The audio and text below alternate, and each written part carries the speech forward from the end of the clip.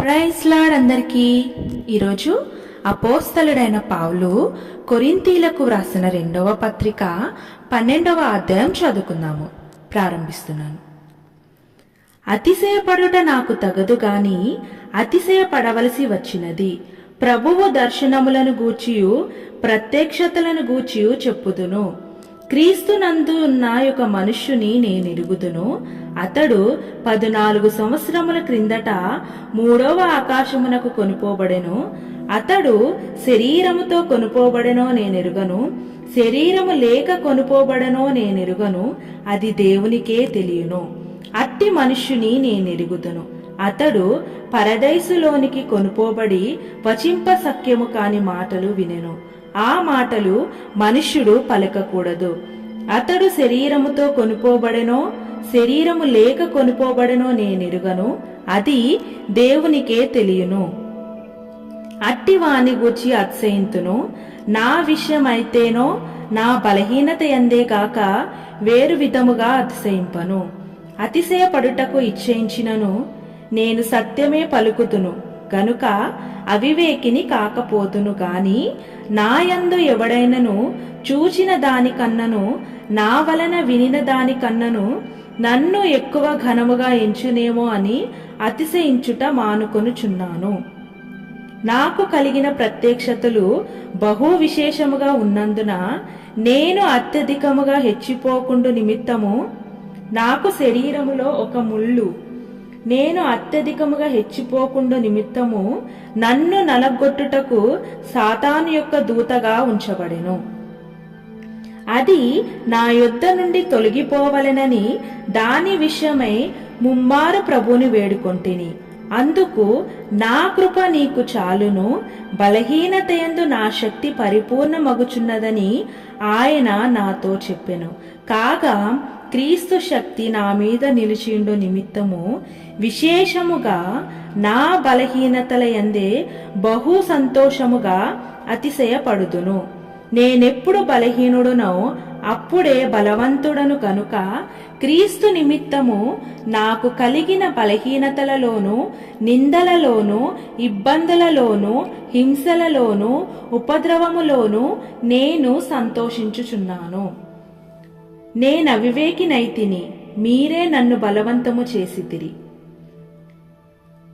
నేను మీ చేత మెప్పు పొందవలసిన వాడను. ఏలయనగా నేను ఏమాత్రపు వాడను కాకపోయినను మిక్కిలి శ్రేష్ఠులైన ఈ అపోస్తలుల కంటే నేను ఏ విషయములోనూ తక్కువ వాడను కాను. సూచక క్రియలను, అద్భుతములను, మహత్కార్యములను చేయుట వలన అపోస్తులుని యొక్క చిహ్నములు పూర్ణమైన ఓర్మితో మీ మధ్యను నిజముగా కనపరచబడెను.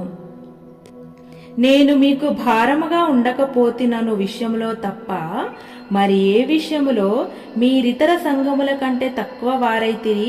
నేను చేసిన ఈ అన్యాయమును క్షమించుడి. ఇదిగో ఈ 3వసారి మీ యొద్దకు వచ్చుటకు సిద్ధముగా ఉన్నాను. వచ్చినప్పుడు మీకు భారముగా నుండను. మీ సొత్తును కాదు, మిమ్మునే కోరుచున్నాను. పిల్లలు తల్లిదండ్రుల కొరకు కాదు, తల్లిదండ్రులే పిల్లల కొరకు ఆస్తి కూర్చదగినది కదా. కాబట్టి నాకు కలిగినది యావత్తు మీ ఆత్మల కొరకు బహు సంతోషముగా వ్యయపరచెదను. నన్నును నేను వ్యయపరచుకొందును. నేను మిమ్మును ఎంత ఎక్కువగా ప్రేమించుచున్నానో అంత తక్కువగా మీరు నన్ను ప్రేమింతురా? అది అలా ఉండనీయుడి. నేను మీకు భారముగా ఉండలేదు గాని యుక్తి గలవాడనై మిమ్మును తంత్రముల చేత పట్టుకొంటిని అని చెప్పుదురేమో. నేను మీ యొద్దకు పంపిన వారిలో ఎవని వలనైనను మిమ్మును మోసపుచ్చి ఆర్జించుకొంటినా? మీ యొద్దకు వెళ్ళుటకు తీతును హెచ్చరించి అతనితో కూడా ఒక సహోదరుని పంపితిని.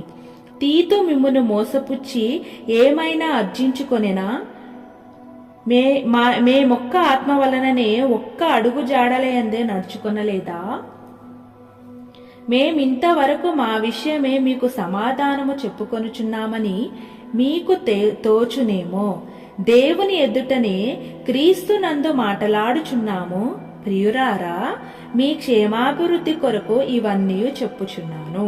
ఎందుకనగా ఒకవేళ నేను వచ్చినప్పుడు మీరు నాకిష్టులుగా ఉండురేమో అనియు నేను మీకిష్టుడునుగా ఉండునేమో అనియు ఒకవేళ కలహమును అసూయయు క్రోధములను కక్షలను కొండెములను గుసగుసలాడుటలు ఉప్పొంగుటలను అల్లర్లును ఉండునేమో అనియు నేను మరలా వచ్చినప్పుడు నా దేవుడు మీ మధ్య నన్ను చిన్నబుచ్చునేమో అనియు మునుపు పాపము చేసి తాము జరిగించిన అపవిత్రత జారత్వము పోకిరి చేష్టల నిమిత్తము మారు మనసు పొందని అనేకులను గూర్చి దుఃఖపడవలసి వచ్చునేమో అనియు భయపడుచున్నాను.